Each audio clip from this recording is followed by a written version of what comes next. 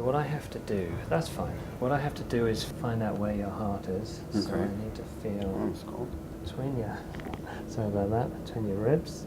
Okay, so feel, let me just listen. So this is the microphone. I'm gonna,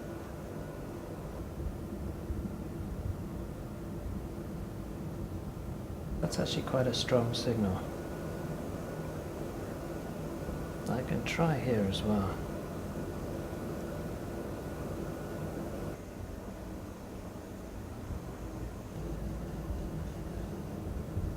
And, oh, that's your heart. Good strong signal.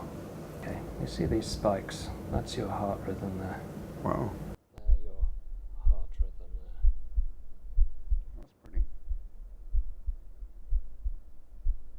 There's a special feature, there's an option in my app where you can select a medical trial that allows you to email your heart audio to his research lab. And so now he's got hundreds, if not thousands of people's heart audio in a big database. And we're about to set a challenge to computer scientists across Europe to create a piece of software that can tell the difference between normal and abnormal heart sounds. So if we can do that, then not only will we be able to sample your heart sound, it'll be able to say, maybe something wrong, see a specialist.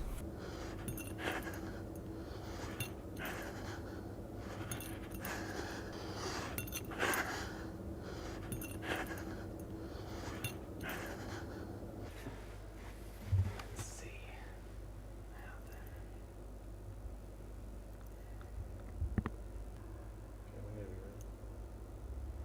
Oh, wow. Okay, you see all these peaks? Yeah.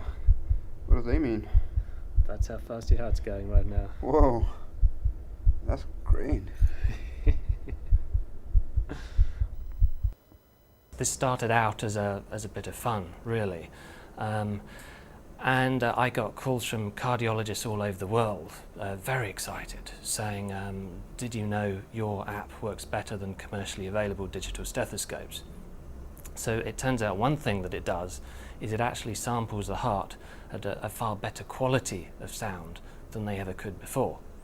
Obviously another thing it can do is it can show this spectrogram analysis, so you can see the audio waveform, and it turns out this is what cardiologists actually use to diagnose different heart conditions.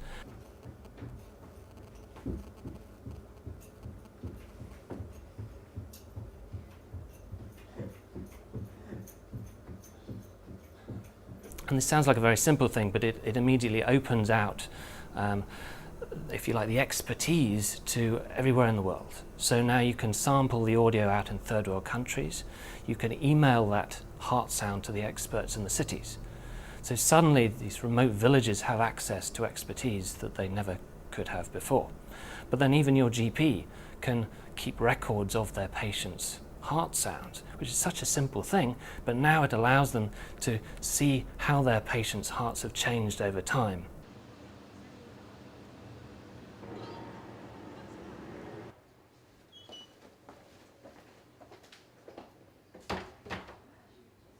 You'll see an increasing number of these over the next few years.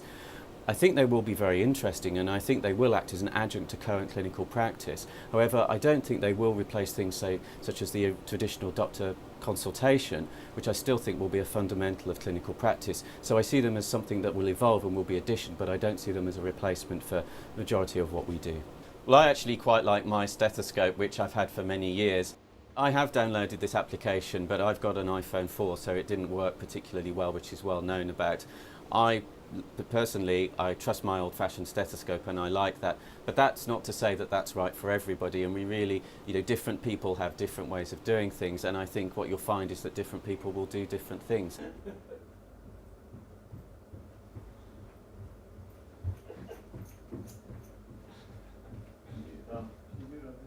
The advantage of using this consumer technology, the smartphone and the tablet PC, is these are mass produced. So these are at a level that is much more affordable than the kind of custom designed medical technology. So this is also why the cardiologists say that my app seems to work better than commercially available digital stethoscopes. It's economies of scale. because the competition is so great, because so many of these devices are made, they can put very good audio hardware inside these phones. Whereas if you're a company making dedicated medical equipment, frankly, you can't afford to put the latest equipment, the latest audio hardware inside these devices, and you have to charge a lot more money for it.